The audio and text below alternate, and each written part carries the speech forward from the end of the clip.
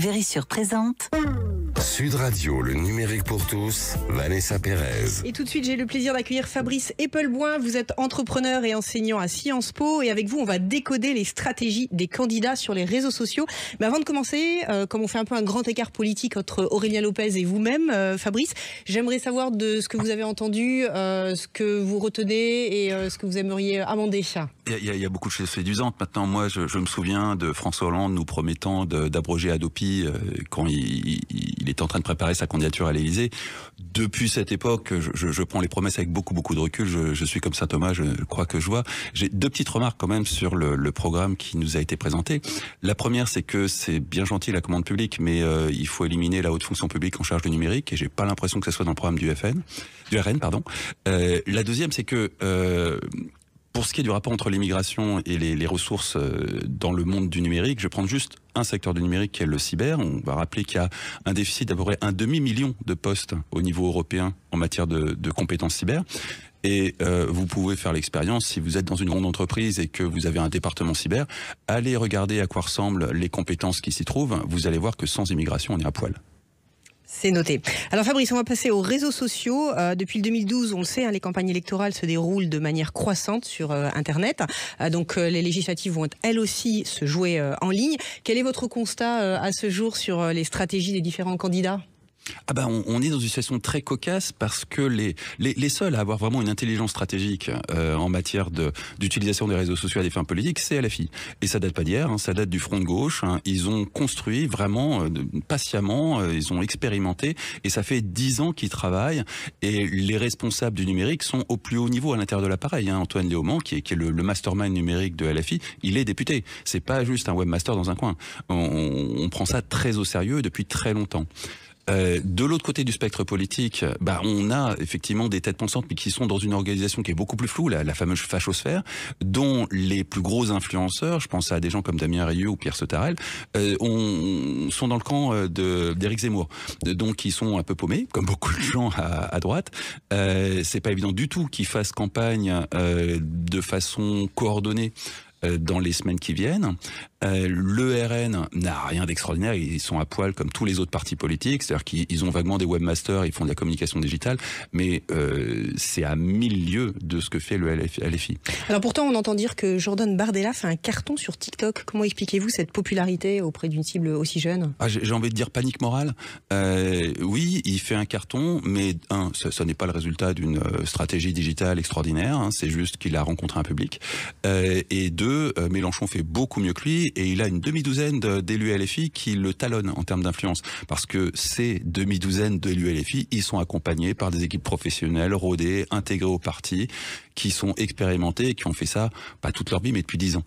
Alors, expliquez-nous, suite à l'annonce par Éric Ciotti de l'alliance entre les Républicains et le Rassemblement National, il y a un grand nombre de faux comptes se présentant comme d'anciens sympathisants LR qui appellent à voter pour le Front Populaire sur X, ex-Twitter. Est-ce que vous pourriez un peu nous décoder ce phénomène ? C'est du trolling, et c'est du trolling très drôle. Alors pour nos auditeurs, c'est des comptes qui sont là pour faire rigoler aux dépens d'un adversaire, en éventuellement l'interpellant et profitant d'un quiproquo, parce que si vous êtes interpellé par un ancien militant LR et que vous êtes vous-même LR, vous allez tenter d'établir un dialogue et vous allez patauger dans un immense quiproquo entre des gens de LFI qui se foutent de votre gueule et qui sont suivis par tout un tas d'autres gens LFI et de militants qui vont se foutre de votre gueule avec tout le monde. Donc c'est vraiment une opération franchement rigolote, faite pour fédérer un camp, et fédérer un camp avec autre chose que de la haine, c'est franchement bienvenu. Ça c'est organisé depuis des années, certains de ces comptes ont 3 ou 4 ans, donc c'est pas du tout fait pour les élections, c'est fait pour battre tambour entre deux batailles. Pour vous, il faut s'attendre à, une fois de plus, des vagues de désinformation de masse. Elles ont déjà été orchestrées Alors oui et non. Oui, parce que on est dans l'ère de la désinformation de masse et depuis des années. Oui, parce que on a plusieurs personnes identifiées au sein des candidats, je vais pas balancer des noms, qui ont déjà fait appel à des psyops pour faire de la désinformation de masse sur le territoire français dans des campagnes électorales. Non, parce que y a des délais qui sont extrêmement courts. Donc Vanessa vous êtes dans une agence de com, vous imaginez des délais aussi courts pour mettre en place, imaginer, faire signer à un client et exécuter une campagne en 3 semaines. C'est totalement infaisable. Donc ça va considérablement limiter les ingérences étrangères qui, elles aussi, fonctionnent sur un mode de gestion de projet. Les stratégies digitales des partis qui n'ont pas intégré l'intelligence stratégique numérique en interne et qui n'ont pas cette souplesse-là. Donc, au final, la rapidité de cette campagne risque plutôt de limiter les choses. Et pour vous, un parti qui a une approche sur les réseaux sociaux avec cette intelligence dont vous parlez, ça veut dire qu'elle a des moyens et une maturité. Est-ce que ça augure aussi de sa stratégie d'innovation? Est-ce que c'est corrélé pour vous? Non. J'ai pas l'impression. Surtout, enfin, quand on voit, parce qu'il n'y en a pas 50, il n'y a que LFI, il faut être honnête, les seuls à avoir vraiment une intelligence stratégique. Si on met de côté Éric Zemmour, qui de toute façon n'a pas beaucoup d'avenir dans cette campagne-là, il n'y a que LFI qui a vraiment réfléchi, qui a de la maturité, qui a de l'intelligence. Et le problème auquel ils vont devoir faire face, c'est qu'ils sortent d'une campagne où leurs troupes ont craché sur leurs concurrents. Et leur concurrent, c'est pas le RN, leur concurrent, c'est le Parti Socialiste, c'est le Parti Communiste, et leurs concurrents d'hier ou d'avant-hier sont aujourd'hui leurs alliés. Donc manœuvrer un tel bateau va être très compliqué au niveau des militants, au niveau des instances numériques, ils vont le faire d'une seconde à l'autre, il n'y a pas de souci, mais arriver à faire en sorte que les militants qui crachaient sur leurs camarades communistes, tout d'un coup marchent de concert avec eux, ça risque de grincer, ça risque de créer quelques étincelles. Fabrice, vous m'avez partagé, quand on a préparé cette émission, que les petits tweets assassins de Sandrine Rousseau notamment, avec les sorties de route féministes sur le barbecue, etc., étaient purement contrôlé et maîtrisé, ce n'était pas le fait du hasard. Non, vous confirmez? C'est très contrôlé. Elle a une spin doctor numérique qui est brillante. Elle a la même stratégie qu'Éric Zemmour. Évidemment pas le même positionnement politique, mais la même stratégie du clash qui lui a offert, tout comme Éric Zemmour, une survisibilité sur les réseaux sociaux et qui lui a permis de lancer des sujets. Le barbecue masculiniste, effectivement, c'est provoque, mais ça pose un vrai problème de traces carbone et traces écologiques de notre consommation de viande. Alors évidemment, il y aurait eu moyen d'introduire le sujet de façon plus subtile, mais soyons honnêtes, il aurait été parfaitement invisibilisé. Là, elle a réussi à le poser sur la table. Et ça, c'est le résultat d'une vraie réflexion sur le numérique. Après, ça divise complètement la société. Il y a des effets de bord qui sont catastrophiques. Je reviens sur les propos d'Aurélien Lopez-Ligori.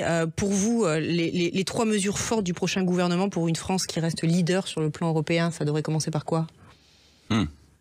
Ça devrait commencer par un constat que la colonisation numérique est là, est faite.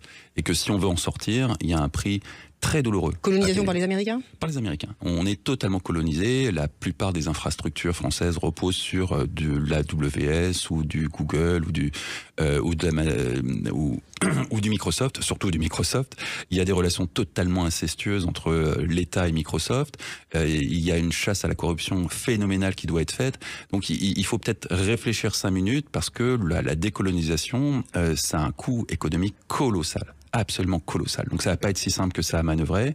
La chasse à la licorne, c'est à mon sens une illusion totale. La licorne, c'est bien gentil, mais ça ne vit qu'aux États-Unis, dans un pays où la capitalisation boursière des plus grosses sociétés technologiques représente pour une seule d'entre elles plus que le CAC 40 entier réuni.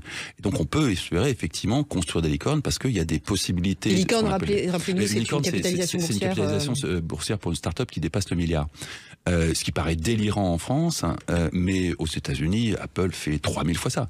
Donc ce n'est pas totalement délirant aux États-Unis, ça l'est en France. Donc top 3, la décolonisation. Ok. La décolonisation, c'est quelque chose qui se réfléchit. La commande publique, c'est beaucoup plus compliqué que ça. Le rôle de l'immigration dans la main-d'œuvre numérique, alors là, ça catastrophique, mais cataclysmique. C'est bien gentil de prévoir des quotas, mais il faut aussi prévoir d'être séduisant. Et le moins qu'on puisse dire, c'est qu'on va perdre en séduction si on arrive dans ce scénario. On a affaire à une main-d'œuvre qui est très grassement payée et qui est demandée dans le monde entier, pas qu'en France. Donc là-dessus, il faudra aussi anticiper des conséquences qui ne peuvent se traduire qu'en un effondrement des ressources disponibles. Et notamment sur le cyber, ça va poser d'énormes problèmes. Aurélien disait tout à l'heure évoquer le fait qu'on n'est pas tout à fait prêt en termes de menaces cyber. Quelle est votre position? On va bien voir. Je n'ai pas d'informations particulières et je pense de toute façon que la grande crainte cyber à l'occasion des Jeux Olympiques est un peu disproportionnée. Certes, on va avoir une multitude de tentatives pour plus ridiculiser la France que porter un réel préjudice, mais les réelles menaces cyber qui menacent la France, elles sont pas liées aux Jeux Olympiques, elles sont liées à la sécurisation des systèmes bancaires, au réseau électrique, à des choses comme ça qui sont infiniment plus graves que juste des Jeux Olympiques qui pourraient mal se passe. De toute façon, ils vont mal se passer. On est déjà ridicule aux yeux du monde. C'est pas les Jeux Olympiques qui vont redorer quoi que ce soit. Une minute pour conclure, Fabrice. Si l'on a un parti des extrêmes, pour vous, la France est appelée à ne plus être leader sur le marché de la technologie et de l'innovation au niveau européen ? Au niveau européen, on peut continuer à s'en sortir. Le problème, il n'est pas au niveau européen, il est au niveau mondial. On a déjà largement décroché en termes de PIB par habitant depuis 10 ans par rapport aux États-Unis. Ce qu'on cherche à rattraper, ce qu'on cherche effectivement à rattraper, ce qui est complètement idiot, c'est les États-Unis. Là-dessus, la course est perdue depuis 10 ans, c'est fini. Au niveau européen, il y a d'autres stratégies, à mon sens, à explorer. Typiquement, investir dans un tissu de PME du numérique, plutôt que de tout miser sur le rouge avec une licorne qui, dans le meilleur des cas, terminera effectivement avec une valorisation à 1 milliard, rachetée par des Américains. Donc ça ne mène à rien. Le crédit impôt recherche sert pour l'essentiel à financer de la R&D américaine. On est aujourd'hui l'arrière-boutique, le sweatshop des États-Unis en termes numériques. Et j'insiste, sortir de ça est loin d'être évident et peut s'avérer être une catastrophe. Merci beaucoup Fabrice Epelboin, Aurélien Lopez-Ligori, merci également. Le numérique pour tous, c'est fini pour aujourd'hui. Je vous souhaite une excellente fin de week-end et je vous dis à la semaine prochaine. Et n'oubliez pas d'aller voter. Sud Radio, le numérique pour tous, Vanessa Pérez. Avec Vérissure, le numéro 1 des alarmes en France. Rendez-vous sur vérissure.fr pour votre demande de devis gratuit.